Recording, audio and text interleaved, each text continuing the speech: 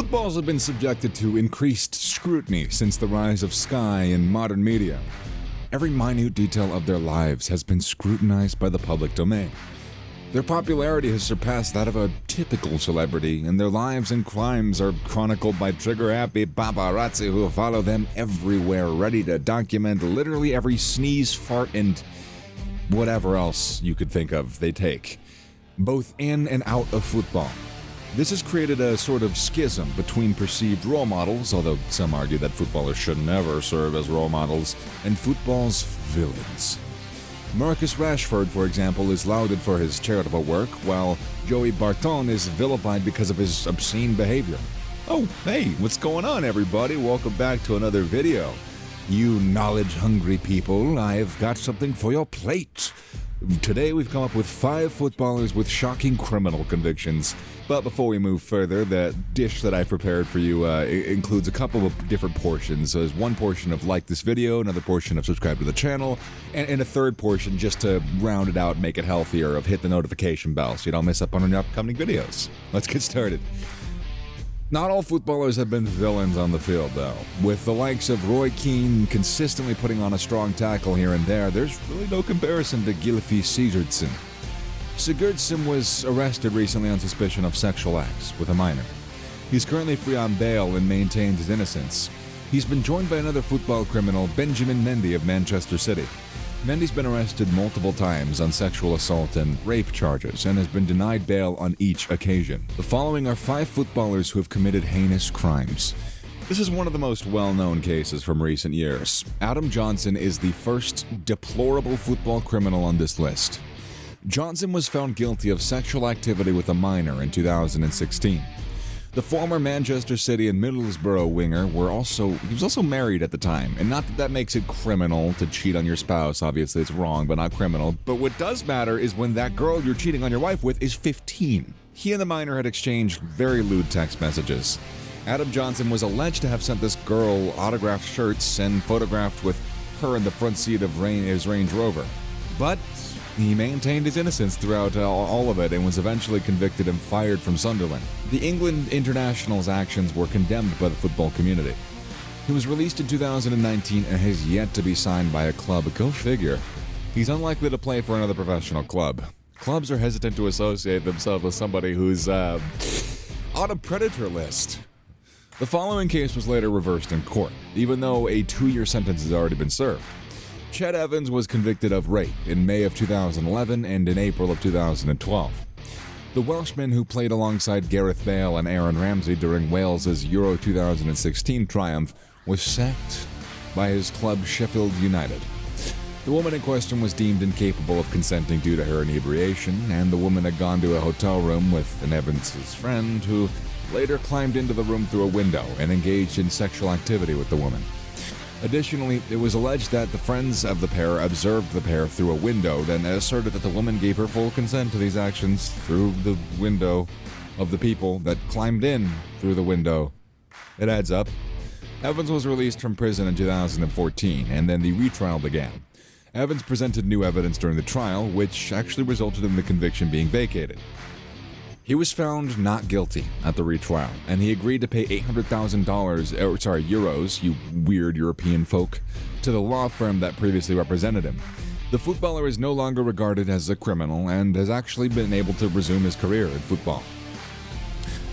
Joey Barton, who's always been a contentious figure in the world of football, is one of the biggest names in English football, for every one of the wrong reasons, though.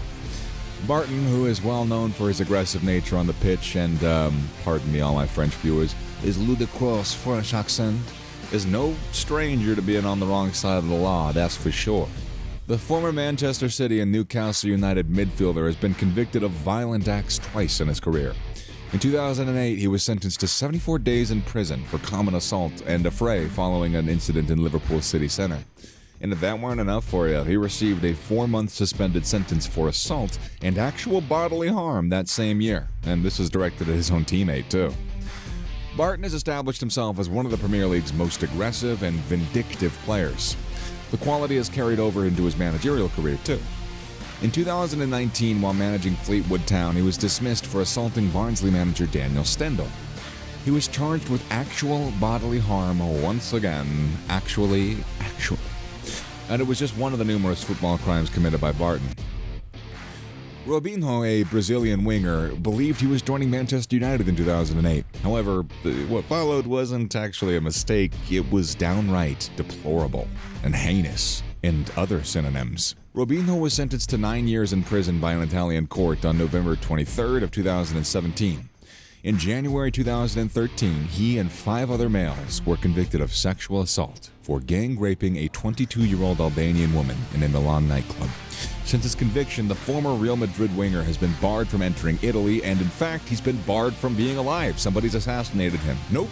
Actually, due to Brazilian law, he can't be extradited to serve the remainder of his sentence. His conviction was upheld in 2021, but he hasn't served any jail time.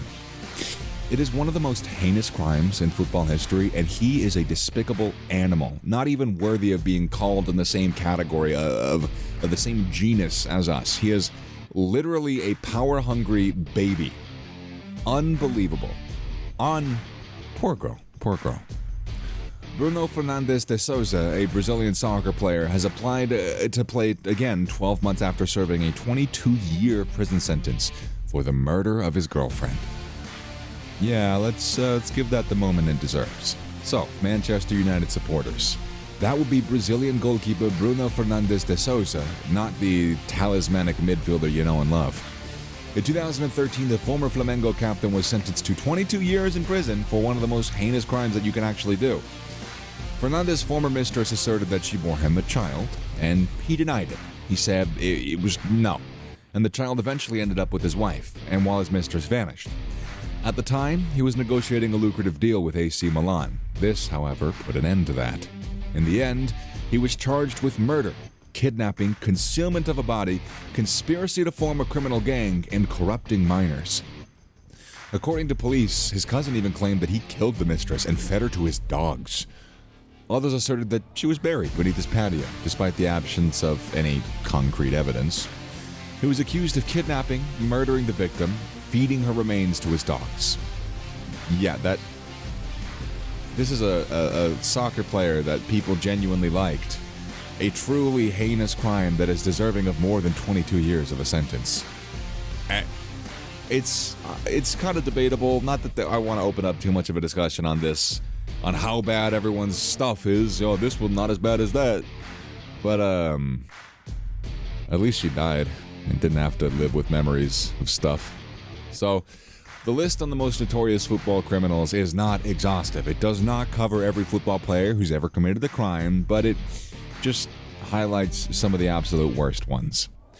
Criminals who haven't been convicted, such as Cristiano Ronaldo on a rape charge, and Kurt Zouma for beating his cat, haven't served any amount of time for their crimes, and thus aren't actually included.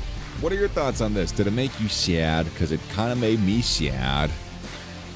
It's just important to remember that these are human beings who we've decided to hoist around as actual important gods. So yeah, maybe this is just a friendly reminder to kill some of the idolization on soccer players. They're probably not as good as you think. Except Pele. I love me some Pele, man. And that's about it for today's video.